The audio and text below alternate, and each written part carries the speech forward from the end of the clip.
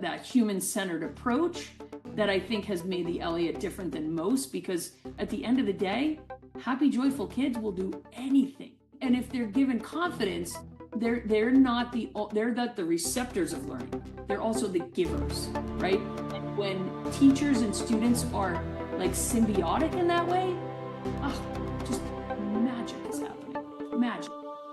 Welcome to Unnatural Selection, a show about competition, innovation, and the strategies shaping tomorrow's frontiers. I'm Nick Encina. Each week, we speak with pioneers shaping the future. In episode 38, we visit Boston's Eliot Innovation School. Founded in 1713, it's the oldest continuously run school in the city and one of the oldest public schools in the United States. Among its earliest students were Paul Revere and Samuel Adams, linking its legacy to the very roots of the American Revolution. We sit down with Traci Walker Griffith, the principal who helped transform the Eliot from an underperforming school into one of Massachusetts' most sought after. Together, we explore the strategy behind that transformation, the role of leadership, the power of community, and what it means to teach children not just what to learn, but how to learn and how to adapt. In an era where AI is reshaping the foundations of knowledge, Traci offers a powerful look at how education can evolve while staying true to its core purpose, preparing the next generation to think, grow, and lead. Traci Walker Griffith, Executive Director of the Eliot K-8 Innovation School in Boston, is a visionary leader with over 33 years of experience in education. A forward-thinking leader, Traci is committed to integrating innovative technologies, including artificial intelligence, AI, to reshape the future of education. As an advocate for progress and equity, Traci is deeply committed to the idea that the future of learning lies in blending traditional educational practices with cutting-edge advancements. Her approach incorporates AI tools to enhance personalized learning, providing every student with tailored experiences that meet their individual needs. In doing so, she not only fosters academic excellence, but also ensures that students are prepared to navigate an increasingly digital world. Traci's belief in the transformative power of education goes beyond just academics. She envisions a learning environment that develops the whole child, socially, emotionally, and creatively, equipping students with the skills to thrive in a rapidly evolving world. Through her leadership, the Eliot School continues to embrace innovative models that use AI to streamline educational processes, engage students in meaningful ways, and cultivate creativity, critical thinking, and problem-solving skills. Her work is grounded in the conviction that the future of education is one where music, the arts, and technology converge to create a dynamic, inclusive, and transformative learning experience for every student. Traci's work is shaping a vibrant learning environment that empowers students to think boldly, creatively, and collaboratively, ensuring they are ready to face the challenges and opportunities of tomorrow's world. Traci holds advanced degrees in education and resides in Charlestown, MA. Her children, Joey and Elizabeth, are proud alumni of the Eliot School, a testament to her commitment to fostering a community where every child's potential is unlocked. Let's go. Traci, welcome to Unnatural Selection. Thank you, Nick. So glad to be here. It's so great to have you here. And just as a brief disclosure, my children both go to the Eliot School as well, so I'm clearly biased in this. And it's such an honor to have you here, and it's just extraordinary to know you. So I'm really looking forward to this conversation. As well. Me too.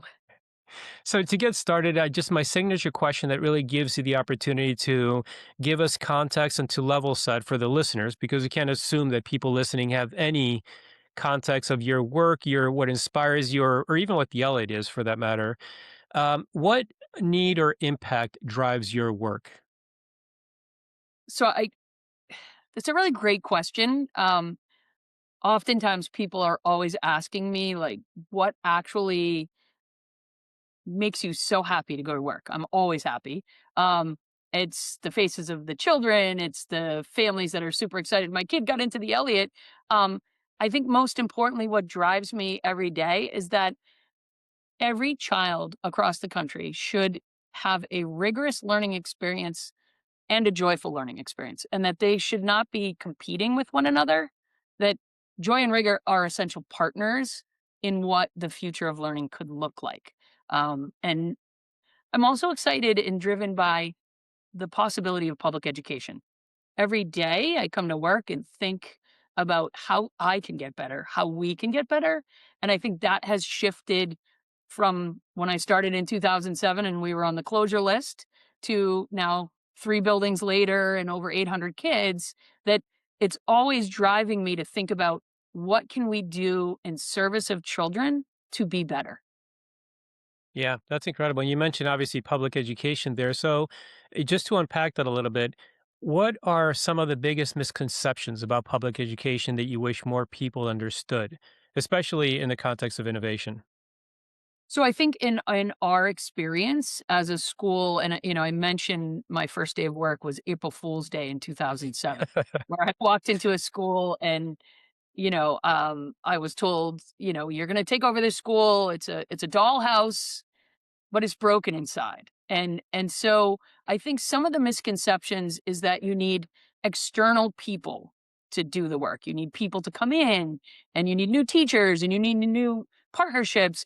And when I got to the Elliott, what I saw was students that on the state assessments were failing, but the systems were failing the students. And so, for me, the misconception was I was going to come in and bring new people and new. No, actually, we started with the family's wisdom, the teacher brilliance, the students like super creative thoughts that maybe a test score was not actually showing the brilliance that was inside. Um, and then more importantly, or most importantly, this idea of community. And so, we were a traditional school for those first couple of years, which was all bootstrap. But it actually showed that oftentimes people are like, "Oh, we just need to bring in new people," and that actually isn't the answer most often. And so that to me is an often misconception about turnaround schools and transformative learning experiences happen when everybody is all in, right? That Mhm. organic nature, right? So like in a startup company, right? Like I often think about like we were a startup, right? We were bootstrapping, and now we're more in like a bigger learning organization, but we want to keep that intimate relational feeling. And I don't want to lose that. When you do such turnaround work, that's why it led us to become an innovation school, because we got to a place where we were like, wait a second, we've done all of this and we need to keep pushing on the margins. And then there was an opportunity from the state to apply to become an innovation school, which led us to the next iteration of turnaround transformation to what's next, what's cool, and thinking about it. Yeah, so that's great. And I definitely want to unpack some of that because for listeners and most people that are listening aren't going to be aware of the history of the Elliot or what it means, but I can definitely speak from personal experience that there is such a social drive for families to get their kids into the Elliot. It's actually unbelievable how much people like here in Charlestown and in Cambridge and Boston, how much people are like, because it's a lottery system, it's really, really hard to get into it with the amount of people that want to get into it. And obviously you have three large buildings. You have the for the younger kids, the middle tier, and then the older kids. So you have a lot of places, but not enough for everybody. And so there's a buzz around the lottery period, who got in, who didn't get in, who was on the wait list. It's unbelievable how much of that there is for a public school system. And so before we even get to that, um, could you tell us a little bit about the Elliott? Some of the history and the just kind of like the context of what the Elliott is, where it started, the history in Boston, and just give us a little background there. So history-wise, it was a school that was started in 1713, an old writing school. It has, the historical context. It's on the Freedom Trail. Um, and as I said, and I mentioned, um, I had been in the Boston Public Schools as a teacher and an administrator for almost 13 years. By the time I was interviewing with the then superintendent, Michael Contopasis, and I had finished my program and I was at another school, and so when I arrived in 2007, it was one single building, right? So the origination of, the Eliot School was 1713. The building that we still have the lower school in was the original building. It was built in 1913, right? So, just even walking in and seeing like, brick, and it was kind of a, a dark entry. Obviously, I came in on a Sunday and I was like, oh my goodness, what is happening? And so like this idea of a public school in the North End was probably worth more money as a condominium or a city building, and that was what I was told. It was on the closure list, right? Mm. You got to do some work. You've got to make sure that you do this work quickly. Um, our data was showing that maybe 15 to 19% of our students were reading on or above grade level, and that's not a lot of students. And, when you're under that pressure, and I spoke to it earlier, you you have some ideas, right? But mostly you just want people to believe in the work that you're doing. And now this how many years like 19 years later, people are like, "Oh my gosh, the Elliott." When I put my kids here, I mean, there weren't even full classes, right? So Mm. this idea of putting your money where your mouth is, I have two special gifts, my son and my daughter, and I put them here at the Elliott. So people in the neighborhood were like, "Oh, Principal Tracy, she's putting her kids here? Oh, I want that." Right? Like, and the teachers, like, what better way to say to my teachers, "We're gonna do this together." Like, roll Mhm. up your sleeves, and my children are the most amazing humans, and obviously I'm a little biased. And it was from being part of the Elliott. Like, literally, my daughter was here yesterday, Nick, and she ran into one of our new teachers whose mom I used to teach with in Roxbury at the Trotter, right? Like, so there's this deep connection to building a community, right? So, like, 19 years later, people are like, we want to go to the Elliott. But in 2007, people are like, get me out of the Elliott, right? So Mhm. I think it's really important to note that a lot of people now are like, this Eliot School, and it's an innovation school. Like, literally, when I walked in the doors, people were like leaving, right? Like, teachers, I don't want to work here, you know. And I think that is a testament to a whole community believing in the transformative power of public education.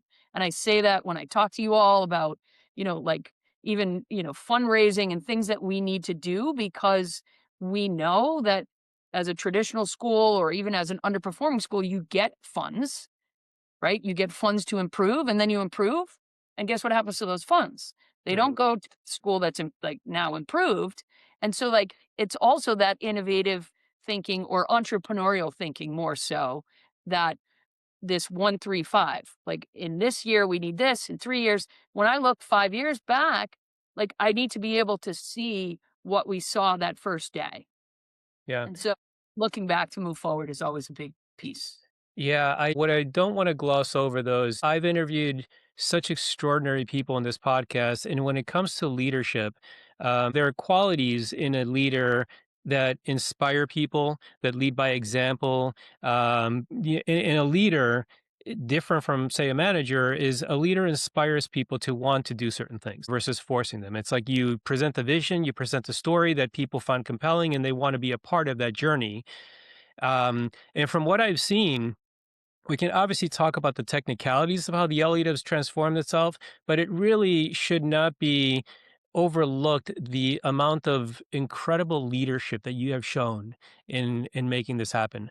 I think that it's obvious with the people that are a part of it, and when we talk about it in groups, it- it's inevitable that the name Tracy is going to come up when we talk about the value that people see in the Elliott. And I can talk about in personal experience. I think one thing that's funny is your energy is infectious, and if I didn't know you, I would think that every time I saw you, it's your first day of work because you have that energy. You're getting people enthusiastic. You're getting the students excited. You're saying hello. You know everybody's name. And this is something you do every single day. And it's something that you can't teach somebody. It just comes out of you. And I think that the qualities of you as a leader and just the qualities of you as a personality and your character, I think are a huge part of what's made the Elliott what it is. And that's something you just can't replicate easily. Well, I appreciate your praise. Mhm, It's one of the areas that I'm continuing to grow and accept. Um, I love what I do, and I mean, literally, like, dancing on Fridays and having a morning gathering, like, the way in which I think of leadership, to your point, is you actually have to not only be the general manager and the coach, sometimes you have to be the player, right? So, like, mhm, early on, right, I would go into a classroom and I mean, I'm an educator. I'm a principal or an executive director, I'm a leader, I'm also an educator. And so going into a classroom and seeing where, and some days, oftentimes I'll think back and would I really have wanted to work with me when I was a younger person as a teacher? Because I was hard. In some mhm. ways, I was, you're teaching the future. And if you're not doing a great job, here's some feedback and let me show you how to do it. Right. And so like, being a 30 something year old principal compared to, I've got a 30 something year old teacher, I had to really think very thoughtfully, and I had to be often reflecting on what are these moves that I'm making that are helping accelerate the learning for the student. Mhm, I might make teachers feel a little uncomfortable, but literally my mantra at the very beginning was we need to be comfortable being uncomfortable because, in this discomfort comes change. With change comes innovation. With innovation comes improvement. And it was constantly like, let's do it, right? We kept growing in size. I'm like, this is really important work. And then the joy and the fun of I'm an athlete, right? So recess is really important. People were like, "Oh, we can't have recess. We've got to teach more reading. We're ready." I'm like, "No, no. We need to walk around the neighborhood. We need to go and, see the Italian bakery because we're teaching kids Italian, right?" Those are those little moves that I make or I continue to make and then I just met with an assistant superintendent that used to be my mentee. It was my intern many years ago, and he's like, I'm at summer school, Tracy, and I've been walking around, and I said, oh, I said you're using the MBWA, and he goes, oh yeah, I wrote it. It's managed by walking around, right? Like your presence is the present to the people that work in your community, right? mhm. We're not trying to hide. When things are hard, you're going to see me standing out in the front, right? Yeah, Ultimately, when things go bad, they're looking at me. When things are mhm. great, I want to make sure everybody's getting that shine. But when things aren't going well, as a leader, I think, what did I contribute to the problem? And teaching others to think in that way has been, I would say, one of the biggest shifts because, like hiring new people in an organization, how do you get them up to speed for day one? They're brand new. Like this is like drinking water from a fire hose. Oh, yeah. So yeah, so like that was a big lift as we started going from like this one class, one grade to 2 classes per grade, 3 classes per grade, like and now, I mean, Roman's coming in, we just added a new Kinder Zero, which for the lay people in the audience, that's full day 3-year-old program. So we'll Mhm, have 3 3-year-olds in our school, in the lower school, and it literally came out of the fact that I said to every year, there's maybe a new superintendent every couple of years, and I always have an ask, right? So we have neurodiverse students that would come at 3, and their typical peers were not 3, they were 4 turning 5.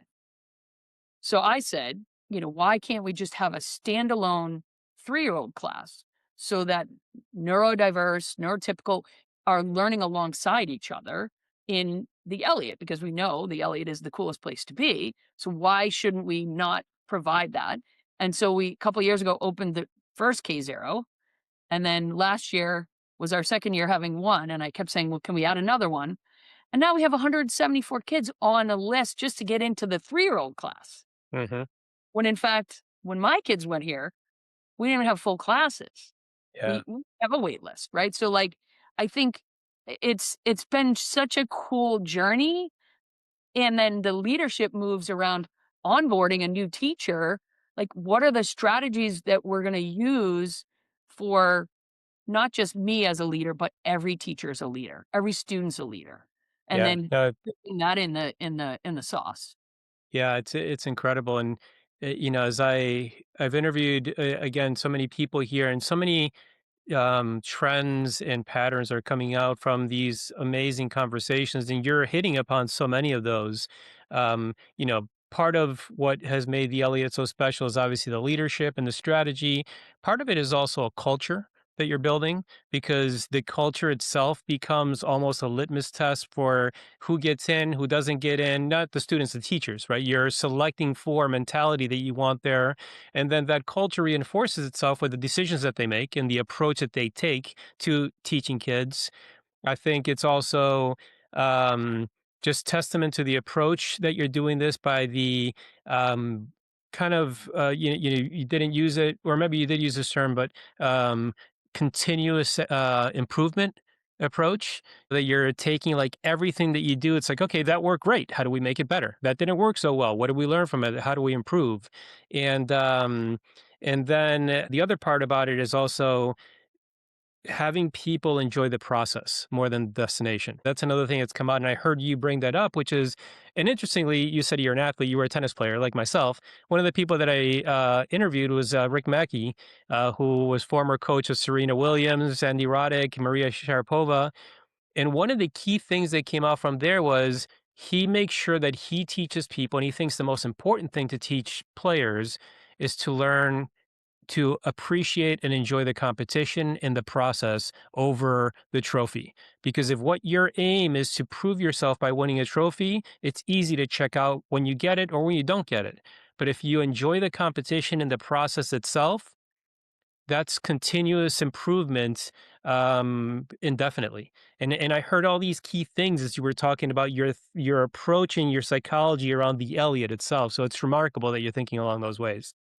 So it makes me laugh, Nick, because I do like trophies too. So I want to be clear, like, we like being number one, and we also are never fully satisfied, because Mhm. once you get there to your coach Mac is like, you're never. We always say you think you're done, you've only just begun, right? Like, we teach the kids early, right? Like, you oh, I'm done with my writing. Oh, you literally, okay, let's read through it. Let's have a peer do it. Like, it's clear to me that I do love to say what's the best public school in Boston, and kids are screaming Elliott. We also said that when we were the worst public school, not only in Boston, but in Massachusetts, and it does actually, I think it rubs people the wrong way at times, but confidence and cockiness are not, there's a big, huge difference. Well, and So when I also manifestation, right? Right. So we want to have people be excited about their school. Any school can say you're the best public school. It to me is really important. And I think for teachers and students, I wanted to like have them spend more time thinking about thinking. What's the metacognition that's happening as we are doing this work that only helps us get better? Yeah. And I think that's something that you really pulled out when oftentimes I just think, and I'm moving at such a quick, quick pace. I think I appreciate this, like, time to, like, slow down a little bit just for a minute, 'cause in about an hour, I'm gonna be moving furniture, getting ready for school, but Of course. I think that is something that I'm trying to also be more kind of aware with my team as well, right? Like, I was at one point, like, a one-armed paper hanger around here, just doing it. I was just a single administrator in a single building, and then building a team of leaders in and across all the 3 buildings, and leveraging the partnerships and the relationships has really kind of shown me that, having, you know, we became an innovation school in 2012, that allowed us an opportunity to think about partnerships, right? And Hmm. having a board rather than just having like one group of stakeholders, that in order for an organization to continue to grow and move and shake, that it's going to need even more input within reason, input So within reason. let me ask a question about that for people that aren't familiar with this. What exactly is an innovation school? And I'll admit, until our kids got into the Elliott, I didn't grow up in Massachusetts, so to me, a lot of this was brand new. And and then the Elliott was the first time that I heard of an innovation school. Can you tell us what an innovation school is, like tradition, structurally, philosophically? How's that different from a traditional school? Sure. So when I talk about when we started this journey in 2007, for the first couple of years, we were a traditional public school. So whatever curriculum the district is using, you need to use whatever staffing model they identify. That's what you need to do. The budget is the budget. You get the money, and it's allocated by the district. And so, in response to charter schools, in like 20 maybe 2009, 2010, around that time, there was a push that the state identified an opportunity for district schools, public schools, traditional public schools, and traditional school districts to apply for innovation status. So it was a very involved process. The Boston Foundation um, was offering an opportunity for grant funding to actually explore this. And so we took that opportunity. And what it does is it brings together all the stakeholders. So you have to have someone from the school committee.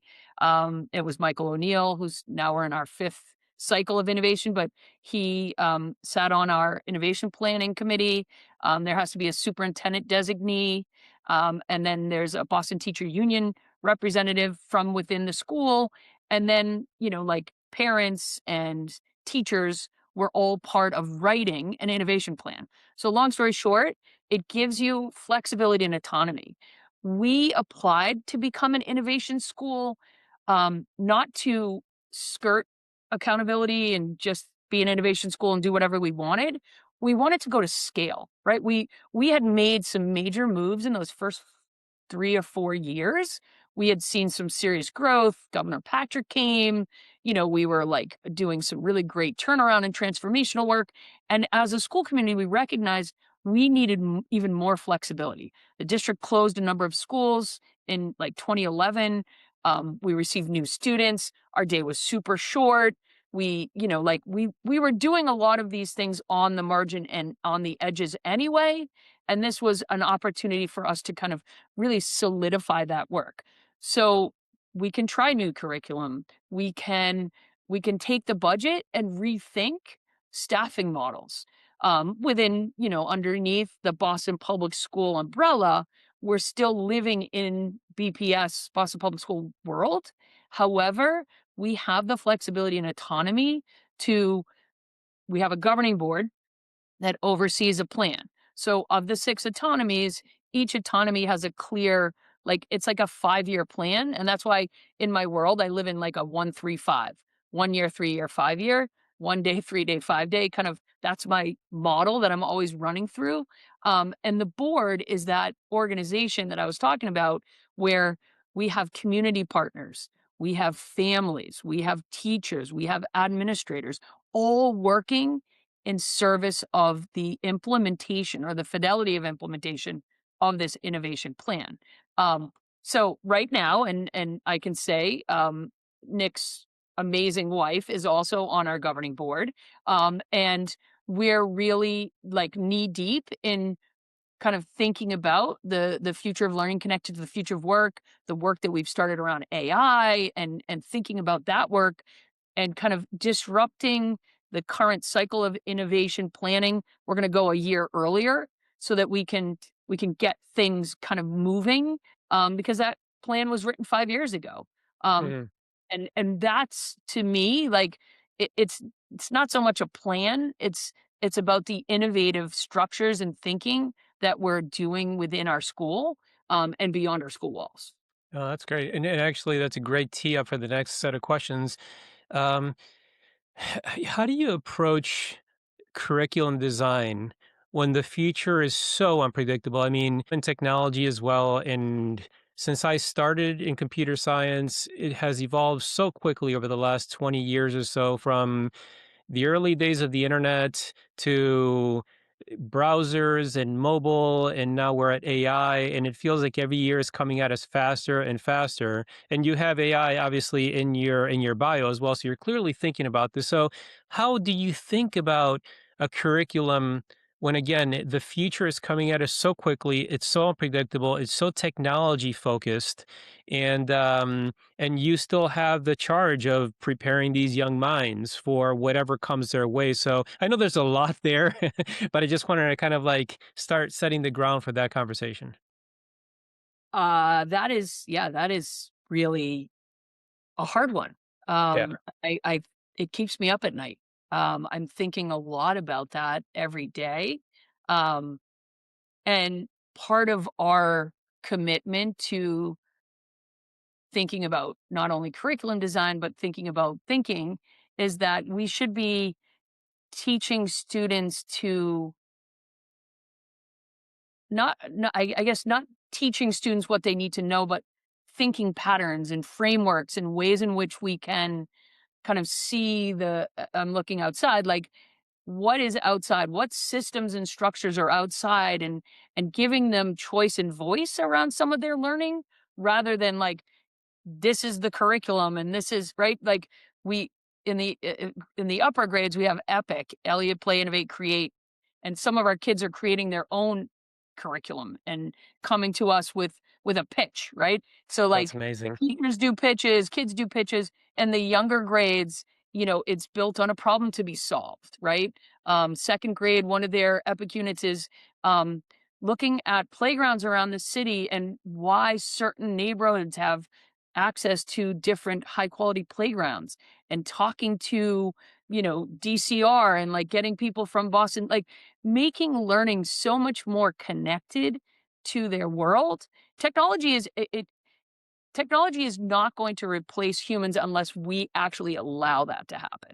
I do believe that, right? Mhm. There we have to teach students to be critical thinkers and problem solvers so that when they hit that place where, you know, 20% of the workforce is being cut in HR. I just read that on some I read way too much at this point.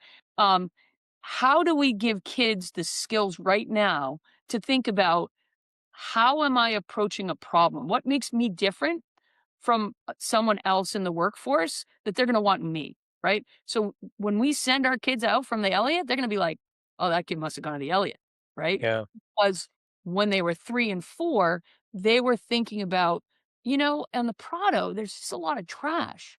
How could we build a robot? Like that's what we want to teach kids.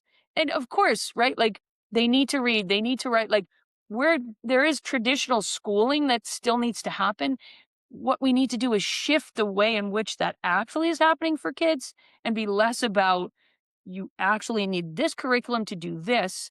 The standards should be driving what we're doing. And I think even the standards um, of education are going to shift. I predict that big time. How are we assessing kids? What are we assessing kids on? And why are we assessing that and not this? Hmm. Yeah. And, I think you're hitting there. Another key trend that's come out is just the value of adaptability.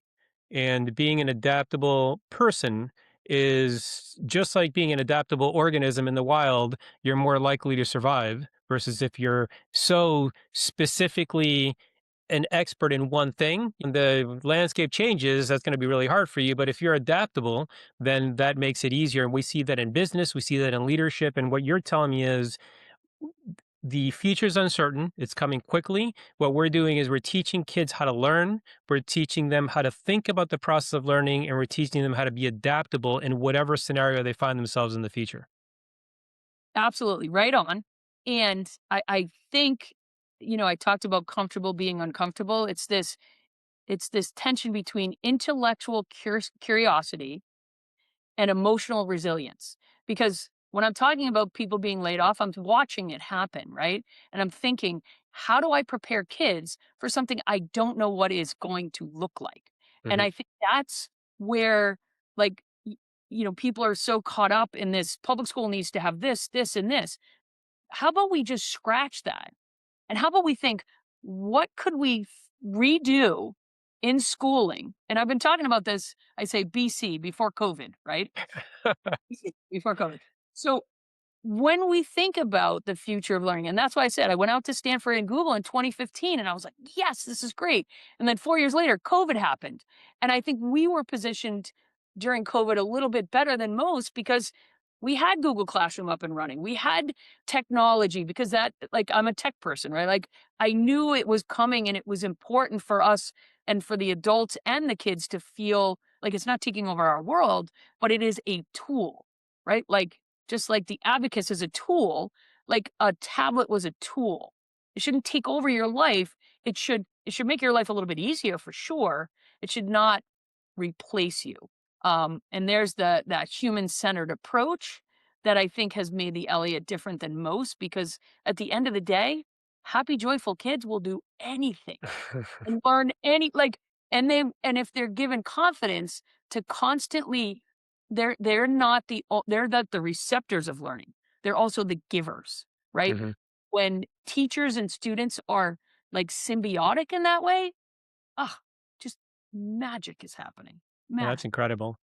And I guess, you mentioned there kind of like technology being the tool. Let's jump into AI just briefly.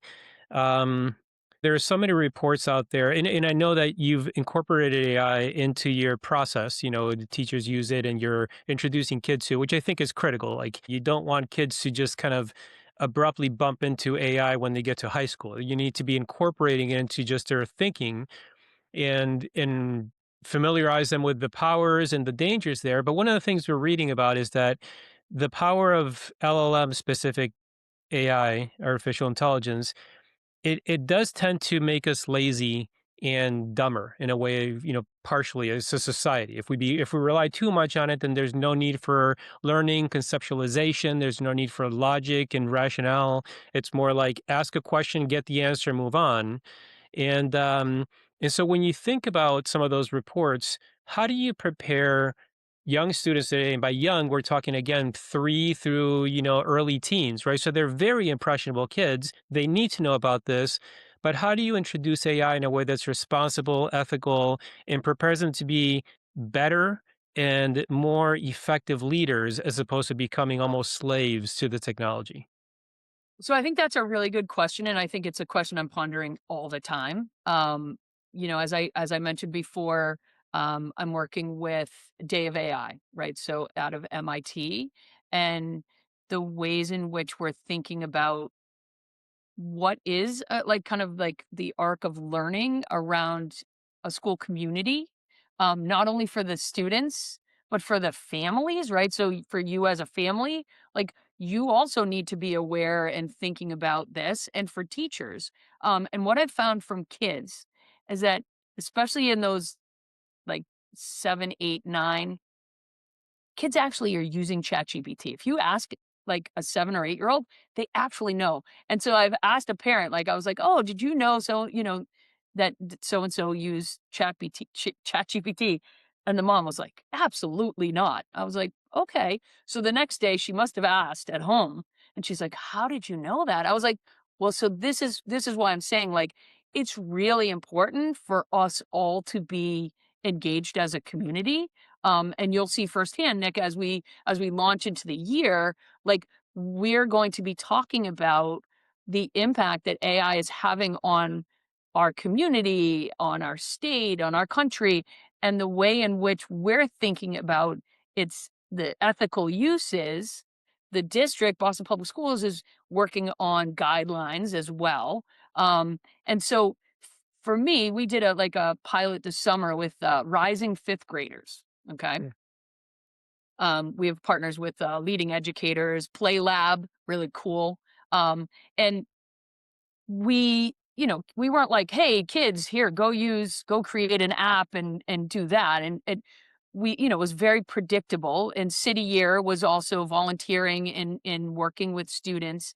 And they walked around the neighborhood, they found problems to be solved, and worked through like some AI literacy, but it was a very short pilot, right? And this is what as an innovation school, we can do this, right? We found lots of ways that we're going to fail forward on this, but we're going to launch this in the fall with our kids because our kids are saying, we want to learn more. We don't want it to replace us, right?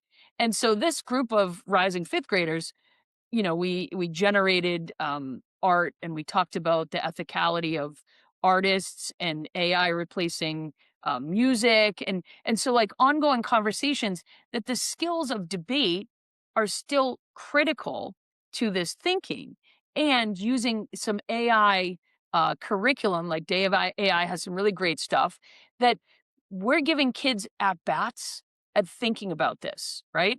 Now, the kids that are in rising fifth grade, they're going to be older quicker in this community, right?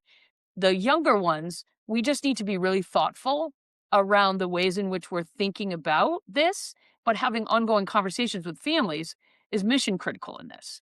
And then to your point about our work with teachers, like we have some really amazing data coming out of our year-long pilot of teachers using Claude to generate feedback for student writing, right? So this, say you have 100 kids, you're a sixth grade teacher, you have 100 kids, and we know, like there's a researcher, John Hattie, that has thousands of hours around this idea of feedback is a critical lever to instructional acceleration.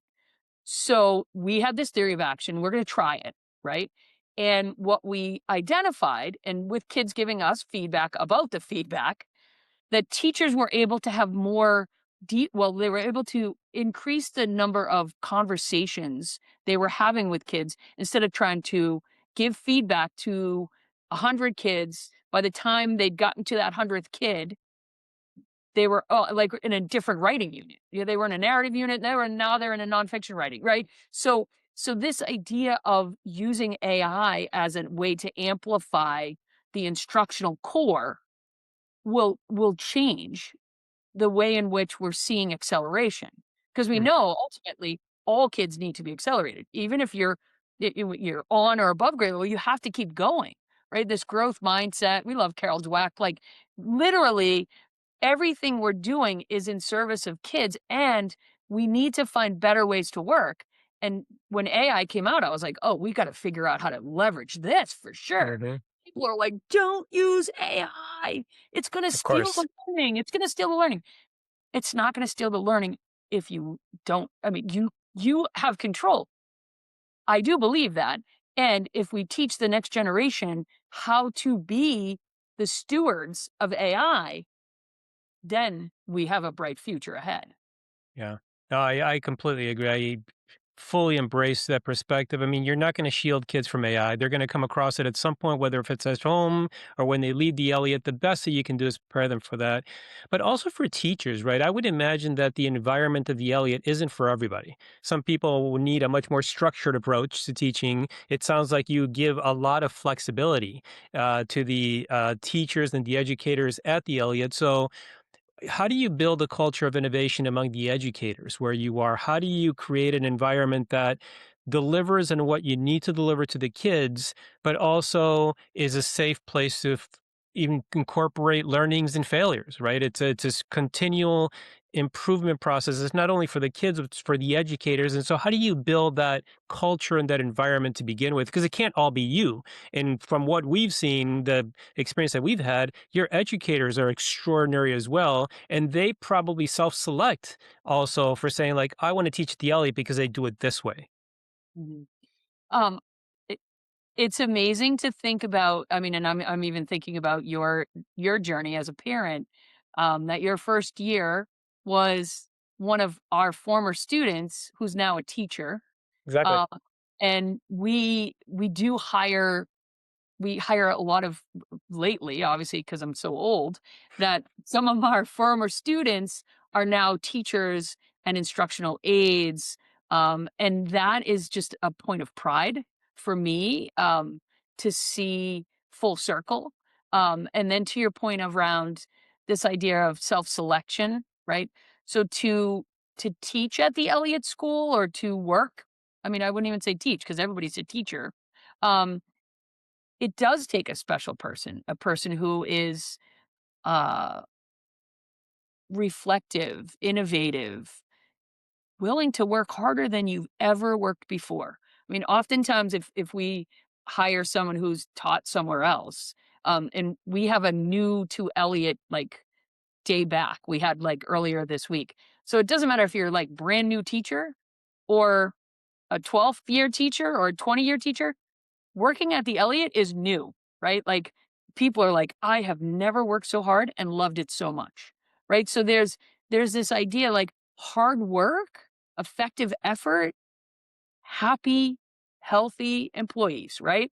This Linda Hill talks about um cultivating collective genius, right? And she's done some really cool studies in Google and Pixar and like like I've seen some of her TED Talks. When I think about the ways in which we cultivate innovation and failing forward, and John Safier wrote this old article, and I've been lately been giving it to these young people who've never probably read it. And it's good seeds grow in strong cultures.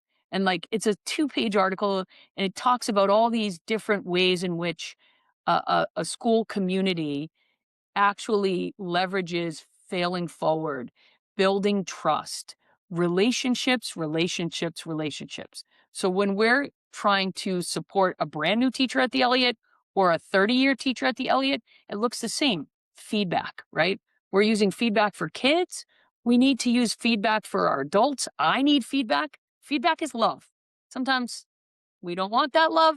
It's always going to help us get better. Um, and we're really proud of the educators that work in our school, and being an innovation school. First, that was one of the first things that we wanted to become an innovation school for, is that we could then open post all of our positions and hire whoever we wanted. And it was a very involved process. Like when I think back on some of the years, I would have been nervous. I mean, I'm nervous now on this podcast. We would have people coming in. They have to do a demonstration lesson to kids they've never met, and they have like 5 people watching them teach. I mean, because it should be hard to work somewhere. Mhm. You're creating the next generation of change agents. It should be hard to work where you're working. So, No, I totally agree. Yeah, and in the interest of time, because I mean, I think we could go on for hours, but you've been so generous with time. I really want to finish off with a singular question that I would love to hear from someone with your experience and your enthusiasm in the place where you sit, because you've spent years on the front lines of innovation in public education. Looking ahead, what do you believe the next major evolutionary leap in schooling or learning environments will be? And how should today's leaders start preparing for it now? oh my gosh, that's a hard one. Um, I think I'm thinking a lot about this idea of personalized learning and technology, and mostly we started, what drives me is that public education should be the answer to turn our communities that have historically been underserved into where they want to be and where they should be.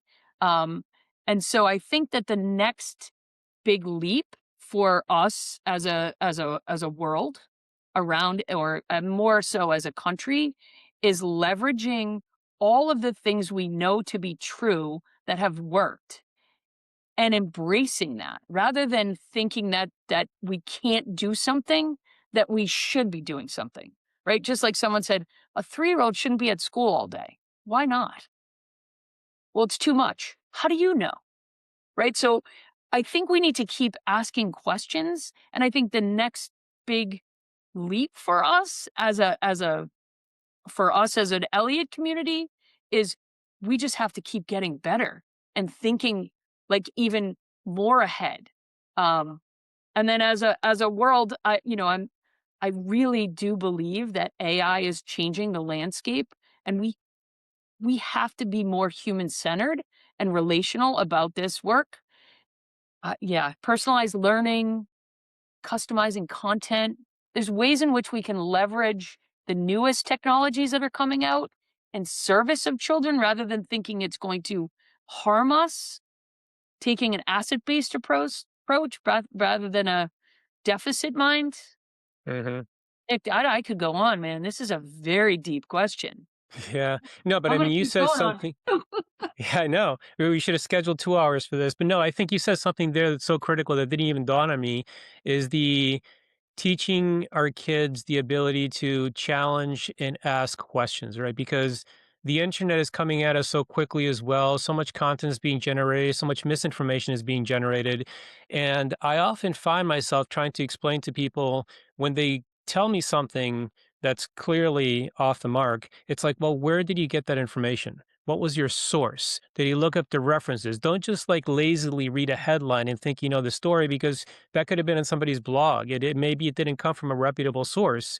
And even if it does, sometimes you have to question that. It's like really be very careful about the truth that you're getting out of the internet and make sure that it's something that you can really stand behind, because whatever you adopt and whatever you embrace and whatever you then pontificate on or then pass on reflects on your character and your personality and what you stand for. And so teaching kids early that the internet and AI are incredible, they're very powerful, but be careful how you use them and question everything. Yeah, and educators too. Like, for teachers, like, all of these new everybody's like, "Oh, this can fix this. You can do this." I mean, you've seen so many startups that are, like, calling I get cold calls all the time.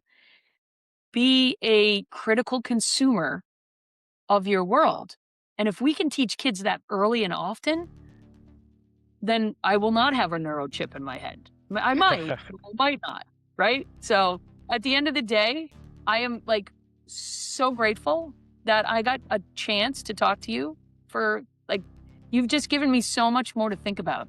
I really I can't tell you how appreciative I am. No, this goes both ways. I mean, Tracy, it's just been an honor knowing you. I think seeing what you've done with the Elliott is inspiring. It's flabbergasting. I didn't think somebody could do that with a public school system. What you've done is tremendous, and it goes beyond saying how people speak about you and the Elliott. It's a privilege to have our kids there, and to learn more about how you're thinking about shaping this future generation of kids and all future generations for the world that's coming at them so quickly. So with that, thank you so much for your time. This conversation was extraordinary. I have another dozen or so questions that I would love to ask you, but we're out of time. But thank you again, and I'm sure I'll see you soon, Tracy. Okay, thanks, Nick. Have a great rest of the week. That was Traci Walker Griffith. Now, unnatural signals. What Tracy showed me is that adaptability isn't a buzzword. It's something you can design into a place. She didn't change the Elliott with a program, she changed it with energy, presence, and a standard she lived out loud. The signals that we're archiving are: organizations don't become resilient by accident. They become resilient because someone refuses to let them drift. Culture moves faster than policy. Leadership works best when it's visible and personal. Schools don't just teach content, they teach people how to respond to change. Tracy didn't rescue a school, she built the conditions that made growth possible. And, most importantly, in this hyper-rapid pace of innovation and societal evolution, the best way to prepare our young minds and future leaders is to teach them the joy of learning, instill in them a strong sense of resilience, and shape them into adaptable human beings that will be prepared for whatever the future looks like. Thanks for listening to Unnatural Selection.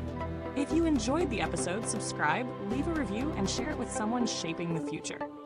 Explore more at unnaturalselection.net and connect with us on LinkedIn and Facebook. Until next time, keep evolving.